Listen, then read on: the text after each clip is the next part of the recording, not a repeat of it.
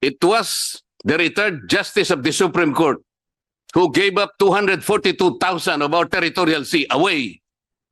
I will prove that in several days to come. Tayo, sinasabi natin even an inch of our territory we will not give up. Tama naman yon, ilalaban natin yon. Pero siya, dahil sa pagdedesisyon niya ng mali, the Republic Act 9522 of 2011, somebody raised it to the Supreme Court on the issue of constitutionality. Ang akala ko naman alam niya ang ginagawa niya. Ang nawala sa atin, territorial sea, madam, 242,030 square nautical miles. That's more than the area, that's more than the land area of this country. The land area of this country is about 300,000 square kilometers. How much is 242,000 square miles, madam? That's about 629,000 square kilometers. Kaya sinasabi ko, siya yung traidor. Ayaw niyang pag-usapan ito because it happened. Gusto niyang palawakin to. Tingnan natin lahat. I thought that I need to bring this up considering that it is subsumed in the entire discussion of the military plantilla. Kasi it's good that the National Defense College of the Philippines is here. I am interested in one section of this bill, Senate Bill number 146. In Chapter 4, it includes Section 42, which is about organization, mission, and function. This is about the armed forces of the Philippines. In our last meeting at the Commission on Appointments, there came up a topic about Command and General Staff Course. Parang yung mga PMAers yata are required to undergo a course called Command and General Staff Course. It was mentioned very briefly in that Commission on Appointments hearing where we were about to confirm 34 members of the Armed Forces of the Philippines. Doon kasi lumilitaw, Senator Ping mentioned a certain personality by the name of Tomas Cloma. And he asked the representative of the 34 members of the AFP were about to be confirmed whether he knew about Tomas Cloma. So sa kanilang exchange, Madam Chair, it was pointed out that Tomas Cloma was the one who discovered the Spratlys. I knew Mr. Cloma and I interviewed him as a young journalist. His granddaughter is Rizabel Cloma, who was a journalist also. I will have it researched. In the 80s or 90s, I interviewed Tomas Cloma, who discovered the Spratly Islands. I will probably quote from the transcript of that committee hearing, Madam Chair, which is attributed to Senator Lacson about Tomas Cloma.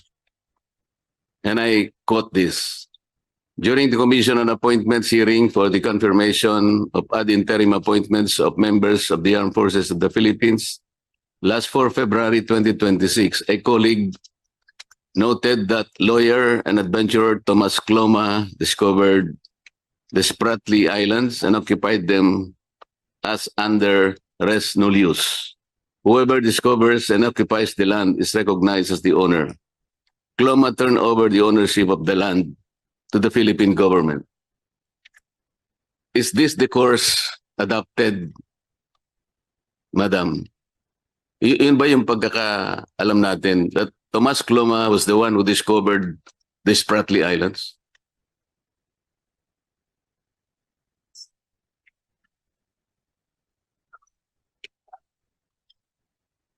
That's an historic. Allow me to explain.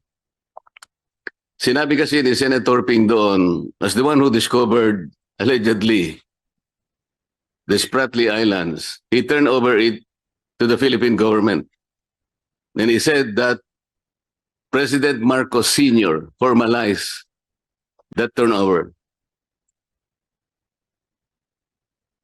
Yan ba yung part ng course? Is the syllabus really very clear on this? That Thomas Cloma discovered the Spratly Islands and it was turned over to the Philippine government because he was the one who discovered it.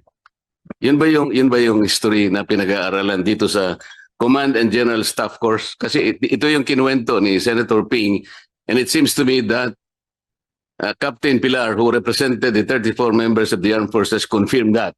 I just want to confirm now before you kung talagang ito yung tinuturo sa course na ito. Good morning to our distinguished senator. Yes, If ma'am. I may be allowed to respond, sir. If the statement came from the AFP Command and General Staff College, I believe. No, this statement came from Senator Ping. That's why I'm trying to clarify and have it confirmed kung totoo ito ang itinuturo. Kasi sabi nung captain, he took this course in Camp Crame. Sabi ni Senator Ping, when he took this course in 1983, he took it in Fort Bonifacio. So nagkakaalaman sila about this course. But I'm talking about Tomas Cloma. Ito ba yung tinuturo sa course na siya nag-discover and he turned over it to the government of the Philippines? If I may, the General and Staff College, GSC, which I also took, is a different college from the National Defense College of the Philippines. Is the GSC represented here? Yes, perhaps Senator Marcoleta, if the statement made to your honor was sa GSC, maybe the GSC would be in a better position to answer if this basic information on the Spratlys is being taught. Yes, that is better, Madam Chair, Yes, because I rather thought than that the Iba po yung National Defense College. akala ko kasama rin doon Iba sa po yung General Staff College, although parehong alma mater ko. But may I, hindi sa ayaw ko pagsalitain ng ating presidente ng NDCP, pero sabi nyo, GSC ang nagtuturo niyan. Nung panahon ko, ba't hindi tinuro sa akin yan? Kasi alam ko Yes. na yun eh. So anyway, pakisagot po. Thank you. Good afternoon. Good morning, Your Honor. For the CGSC class, we only have 7 modules, and we are not aware that if this history is being taught of that included in the module. Our module only consists of international security and military strategies, leadership and resources management, contemporary security challenges, strategic communication, OPART, and joint and combined operations. So let me be clarified. Anong pangalan niya? Hindi ko po makita yung pangalan niyo. Will you please identify yourself? Brigadier General Alexander Gigantone, sir. General, am I now made to understand that Thomas Cloma is not a part of this Command and General Staff course? As I am aware of, sir, none, sir. But I have to check with the course director himself, sir.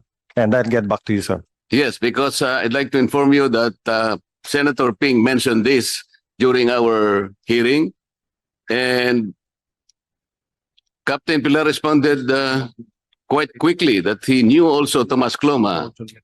At hindi siya, kinonfirm niya yung sinasabi ni Senator Lacson because he did not object to the narratives that was fed to us. Sinabi niya, Tomas Cloma is the one who discovered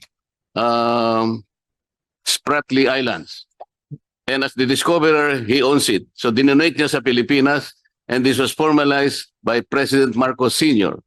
As a matter of fact, sabi niya, this was also formalized by the arbitral ruling. He was referring to the 2012 arbitration in the South China Sea arbitration. Yes, sir. So wala ito sa course ninyo? We don't have military history module in our CGSC. Bakit kaya niya sinabi na, did you take up your Command General Staff course at Port Bonifacio? Sabi niya. Sabi naman ni Captain Pilar, no sir, I took it at at Camp Crame. So parang nagkakaalaman sila na mayroon talagang Command and General Staff course. And do you know kanya Tomas Cloma? Yes sir. Doon niya in-introduce na si Tomas Cloma is the one who discovered Spratly Islands. So Sir, walang course na ganito. Wala po, Your Honor. As of now, Your Honor, probably in the past there's a military history, but I can only I'm surmise. very interested in this because it should be corrected kung talagang nandun si Tomas Cloma. It should not be distorted. Tomas Cloma is a seafarer. He's not a discoverer. In 1956, he proclaimed a freedom land. It's like a notice of claim. That was in 1956. And several countries objected to that. United Kingdom, the United States, Australia, Japan, China, and the Philippines. That is the history. Alam niyo kung bakit nag-object ang mga countries na ito? Because at that time, in 1956, Spratly Islands is not considered terra nullius. Meaning, hindi siya undiscovered, hindi siya unoccupied. As a matter of fact, in 1897, Great Britain already notified the world by issuing a notice of claim. After that, when that claim was abandoned, France took over. Until in 1933, Japan served a notice of claim, copy furnishing the United States of America. We were then a colony of America. That was in 1933. And Japan called the Spratly Islands Sinangunto. Tayo tinawag nating Kalayaan Island Group. I'm trying to emphasize this, General. Ang dami kasing ang daming mga disinformation and misinformation eh. Paano nilang sasabihin na somebody donated this to the government? But this is not the whole point now eh. Alam niyo, 4 na territories ng ating Spratly Islands, are already territories of the Philippines. Simply because we occupied them. Tayo nag-occupy na dito eh. And somebody is suggesting na sinasabi ko raw, I'm trying to remove the KIG from the territory of this country.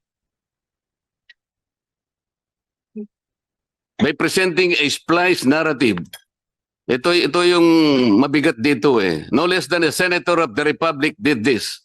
We'll come to this in proper time. Gusto ko lamang paalam na alam niyo si Tomas Cloma was mentioned in the arbitral award only in pages 250 and 251. Sinasabi ng tribunal, a certain Filipino and his associates had some activities in this Spratly, sabi niya. Yun lang, na-mention. Doon lang siya na-mention. And parang nagkataon lang na nakarating sa Ito Aba and nagkaroon lang ng konti sigurong kung ano-anong pinagagawa nila doon. That was the only time that this Tomas Cloma was mentioned in the arbitration tribunal. So baka po tinuturo sa Command and General Staff Course. Your Honor, as I said, sir, we only have modules not including the history, Your Honor. So yung pinagsasabi ni Senator Ping are all distortions. I have to find out, Your Honor. It's borne out by our TSN. May transcript po kami. Probably in the old CGSC classes in the 80s or 90s, Your Honor, there's a part of history, but I can only surmise on that, Your Honor. So, sinasabi ko lang po, ako kailanman hindi ko sinabi, I'm trying to remove the KIG from the territory of this country. I never, not even a suggestion. Alam po ninyo, it was misquoted several times here. When we were meeting at the CA, I was only trying to emphasize 2 things. The difficulty of plotting the West Philippine Sea because of several obstacles. There are 3 articles of the UNCLOS that will be contradicted if we will encircle West Philippine Sea with the KIG.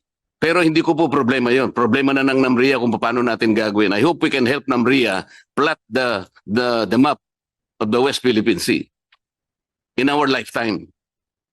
Pero hindi ko kailanman sinadjust. Sinabi ko lang, napakahirap talaga kako. Alam mo, after 14 years, you may want to look back at Administrative Order number 29, which was issued by President Pinoy in 2012. At that time, he already instructed the NAMRIA and the Department of Foreign Affairs to prepare the necessary maps and charts with coordinates and submit them to the United Nations and notify all relevant international organizations, including the International Hydrographics Organization, for the purpose of plotting a West Philippine Sea map as the western side of our country. I was telling them, maybe, I just said maybe, the difficulty lies in the several obstacles that they will encounter. Kasi nga nasa high seas na lahat yun eh. I'm not talking about territory. I'm only talking about the West Philippine Sea. How we can encircle that part of the ocean, most of which is already the high seas. Kasi nagbiro lang ako. It was a hypothetical statement when I said, well, you want to give up the KIJ para ma-encircle mo. But that was highly hypothetical. It was not even a suggestion. Sabi ko pa nga kung pwede lang nating ilipat sana sa EEZ natin, but you cannot do that. Only God knows. Or only God can do that. So, General, so many times I'm being misquoted by several people, including a retired justice of the Supreme Court. In due time, we will meet all them. Kasi naggawa na po ako ng resolution. I will ask the NAMRIA and ask all these people trying to paint me as the villain and they as the national hero of the Philippines. So salamat po, General, sa pagkakasabi mo. And now I am relieved na hindi pala part ng Command and General Staff Course, which was erroneously cited by Senator Ping in our discussion at the last CA hearing. Thank you. And I think you should also look into this. Kayo pala yung national, what do you call it? National Defense College of the Philippines, Your Honor. Sana po mag-coordinate kayo kay General because they are also in that course. Baka lumabas na naman si Tomas Cloma, kung ano na naman ang pagsasasabihin nila. So yun lang po yung point why I came in. I'm interested in being able to look at how our armed forces are educated. Ang gusto ko po talagang mangyari rito sa buhay natin, in our lifetime, we should be able to plant the West Philippine Sea on the western side of this country like what Vietnam did. Alam po ninyo yung ginawa ng Vietnam? Nakagawa sila ng Gulf of Tonkin. Now, titingnan po ninyo ang mapa ng South China Sea. The Gulf of Tonkin is there because it is registered in the S-23. What is S-23? What is that? S-23 is the limits of oceans and seas. It is published by International Hydrographics Organization. Naglaban sila ng China. Nanalo ang Vietnam. Now, tingnan po ninyo South China Sea. Meron silang Gulf of Tonkin. But what about our West Philippine Sea? Hanggang ngayon, wala. Dahil hindi ginagawa ng NAMRIA ang sinabi in 2012. Alam niyo pinalabas nila ngayon, I think nagpalabas sila. They showed them up. Last Wednesday. Tingnan po ninyo kung anong nilabas ng NAMRIA. It was an administrative map. What is an administrative map? Ano po ibig sabihin ng administrative map, Madam? I have to request your indulgence, Your Honor. I'm not an expert on maritime concerns. An administrative map is a map that delineates the political subdivision of our country. Makikita nyo doon ang regions and the provinces. Ito ginawa nila. Tingnan ninyo, it was published, dated December 2025. That is not the kind of map needed by the United Nations. That is not the kind of map needed by the IHO. It should be a map accompanied by charts with coordinates. Para sa ganun, we can notify the whole world, the whole international community that we would like to allocate that purely for the Philippines. Ilagay natin sa mapa yon. There are obstacles, I know that, but we should work on the obstacles. The NAMRIA should work on this. Hindi yung sasabihin nila na, I'm saying all the difficulties, I'm not trying to isolate anything from our territory. Di ba sinasabi natin, we cannot give up an inch of our territory. Alam niyo kung pahabain ko lang ang discussion na to? It was the retired Justice of the Supreme Court who gave up 242,000 of our territorial sea away. I will prove that in several days to come. Tayo, sinasabi natin, even an inch of our territory, we will not give up. Tama naman yon, ilalaban natin yon. Pero siya, dahil sa pagdedesisyon niya ng mali, the Republic Act 9522 of 2011, somebody raised it to the Supreme Court on issue of constitutionality. Ang akala ko naman alam niya ang ginagawa niya. Ang nawala sa atin, territorial sea, madam, 242,030 square nautical miles. That's more than the area. That's more than the land area of this country. The land area of this country is about 300,000 square kilometers. How much is 242,000 square miles, madam? That's about 629,000 square kilometers. Kaya sinasabi ko, siya yung traidor. Ayaw niyang pag-usapan ito because it happened. Gusto niyang palawakin to. Tingnan natin lahat. Ang territorial sea, madam, including our land area, ito yung ating territory. It was defined by our national territory provision of the Constitution. Look at your 1935 Constitution. Look at your 1973 Constitution and the 1987 Constitution. We did not give up any inch of our territory, including of our territorial seas. That retired Justice of the Supreme Court did that. I'm sorry, I need to say all this. To allay all those false statements and misinformation. Thank you, ma'am. Yes. Did I give you enough time? Yes, ma'am, and thank you very much for the time. Yes. I'm sorry I had to take a call because I wanted to give the time to my colleague to clarify certain statements. I apologize. I did not hear what you said, but whatever he says is what he says. You'll be able to read what I said anyway, madam. I will Because of the read transcript. the transcript of records and whatever clarification the good senator has said. I would suggest that you state it in plenary so that it is in record in the plenary session, whatever it has. Then we proceed with our bills. Thank you. So kayo po, it's never too late to take up GSE.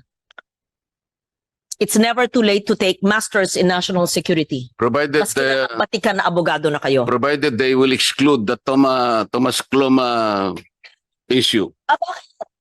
Totoo naman yun Hindi Hindi, wala pala sa... The general already confirmed it to me.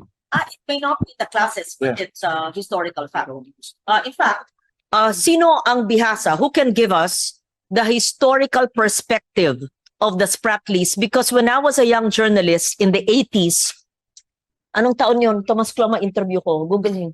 Tanong mo kay Jane, ngayon na. Kanino ko pa sinabi 30 minutes ago in-interview ko po si Thomas Cloma sa bahay niya sa Quezon City. Tawagan si Rizabel Cloma. Yung apo niyang si Rizabel nandun. But retired na si Rizabel. That was like, I was in my 20s. And I interviewed Thomas Cloma. And we talked about the Spratlys in the 80s. And then, fast forward 1992, I took up my master's in national security at 32 years old. At the Blue Book, one of our exams, maybe term paper, was on the South China Sea issue on the Spratlys.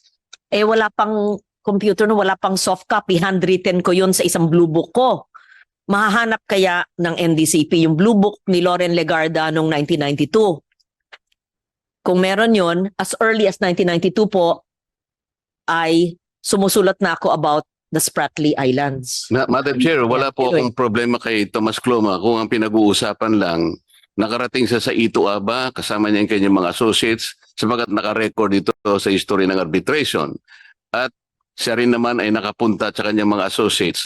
Very briefly, sabi ng arbitration, nandun siya, pero wala siyang residence doon, hindi man siya nangisda doon. They were talking about the historical rights of who fish in that area, who mine in that area. So nabanggit talaga ang pangalan niya na he had some activities, although briefly, in the Spratlys as well as in Ito Aba. Yun ay hindi natin pwedeng alisin sa history. Ngunit kung itinuturo po nila na Tomas Cloma ay siyang nag-discover ng Spratlys, ang dami pong bansa ang talagang nag-object. Kaya baka mamamali po yung mga estudyante na magte-take up ng course na yan. At lalong-lalo naman, hindi niya i-donate because paano niya po i-donate? On record po ito, the Philippines is one of those countries who objected kasi nga hindi siya terra nullius eh. Meaning to say, there are a lot of discoveries already prior to 1956 when he declared a freedom land. Yun lang po ang part na dapat wag nating susundin dahil mali yun. Lalong-lalo naman na sinabing dinonate. At yan daw ay formalized sa Presidential Decree 1596. Maling-mali po yun. Kahit basahin po ninyo yung PD 1596, wala pong sinasabi tungkol kay Tomas Cloma. Yun po yung lang gusto kong burahin natin. Pag-aari po natin yung occupied territories natin not because they were discovered or donated by Tomas Cloma. Pag-aari natin simply because nandun ang mga tao natin and we have effective control under public international law. Kung sino merong effective control, siya yung may-ari. That's the status now. So wag nating sasangkot si Tomas Cloma sa mga bagay na hindi tama para sa kanya. So yun lang pong i-correct natin. Let us cleanse the part of that course na pinalalabas na discoverer siya at dinonate na at pinormalize ni President Marcos in his presidential decree. That was all wrong. That is historical distortion. I think that is very, very clear, General. Thank you po. So, nakikinig yan. Pasensya na po. Oh. 1991 po nakilala ko si Tomas Cloma. Oo, 1991 pala. Sige. Nakinig po ako. Sige, then I'll have a transcript. Have you clarified? You want to read something to record?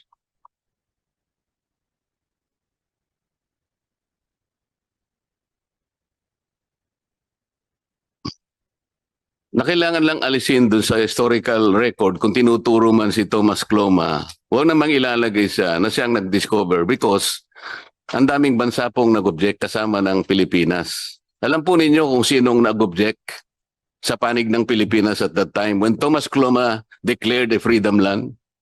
Do you know who represented our country when he himself objected to the declaration of Tomas Cloma? Alam po ba ninyo kung sino? He was then our Secretary of Foreign Affairs, who later became President of the Philippines. Who is he? Carlos P. Garcia. Salamat po, Madam Chair. We proceed. Thank you, Senator Marcoleta. Oo, opo.